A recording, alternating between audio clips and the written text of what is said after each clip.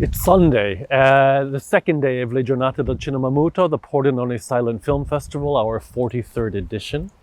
This afternoon, we're going to be starting with a Ben Carré title. Now, Ben Carré is one of the major series that we have this year for you. Carré was one of the great art directors, production designers, not just in the silent period, but through the sound era. He started his career in Gaumont around 1906. And then working quite a lot with Louis Feuillade. We're showing several shorts that they worked on together. And then in 1912, together with the director Etienne Arnaud, he moved to the United States, working first on the East Coast in Fort Lee.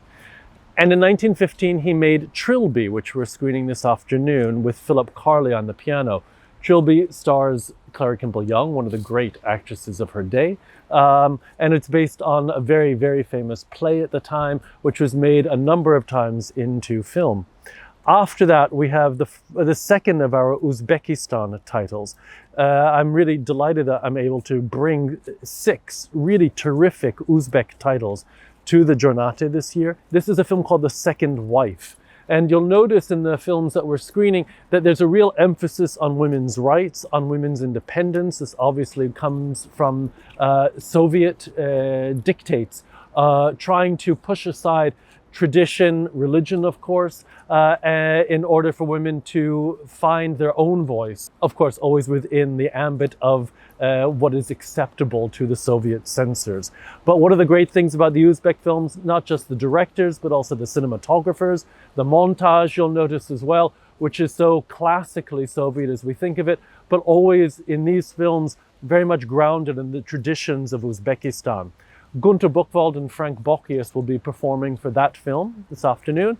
And then following that, we're back to the canon revisited with Rhapsodia Satanica, one of the great Italian films from the pre-war, or from the war era, First World War era, starring the wonderful Lida Borelli. For me, she is the ultimate Italian diva. The great director, the great composer Mascagni wrote a score for this film, which is fairly well known, but one of our musicians, Stephen Horn, wanted to tackle it himself, and so he'll be performing the score for Rhapsodia Satanica together with the harpist Elizabeth Jane Baldry. In the evening, La Bohème. Speaking of Italian composers, this is an homage to Puccini. This year is the 100th anniversary of the death of Puccini, and La Bohème is one of the films that King Vidor put his touch upon, his masterly touch. It stars Lillian Gish and John Gilbert, a remarkable pairing for a remarkable film. On top of that, Donald Sozin, who is going to be performing the accompaniment on that.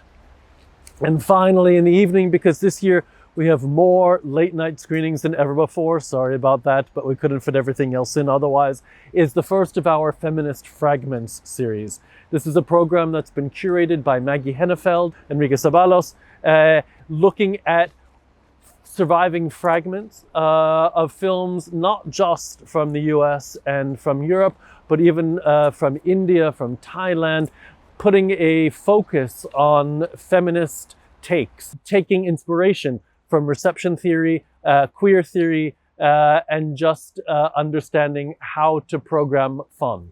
So I look forward to joining you in the theater with these wonderful films and to seeing you here tomorrow.